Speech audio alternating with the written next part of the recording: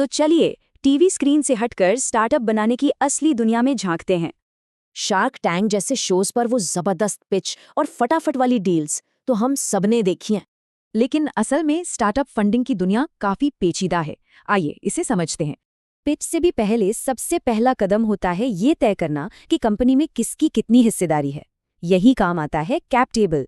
ये ओनरशिप का एक सीधा साधा रिकॉर्ड है। इसे शुरू में ही बना लेने से बाद की बड़ी दिक्कतों से बचा जा सकता है।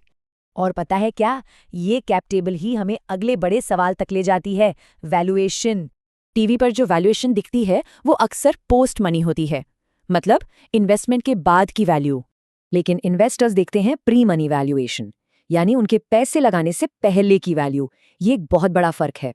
असल में स्टार्टअप की सही कीमत निकालने के कई तरीके होते हैं, खासकर जब कंपनी ने कमाना शुरू भी न किया हो।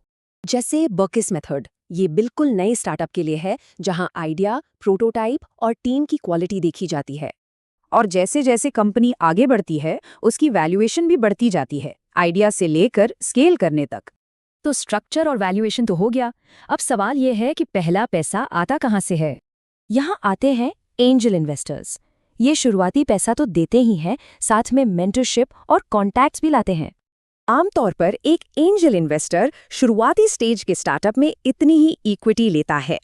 पैसे जुटाने का एक और बड़ा जरिया है सरकारी मदद, जैसे कि startup India seed fund scheme.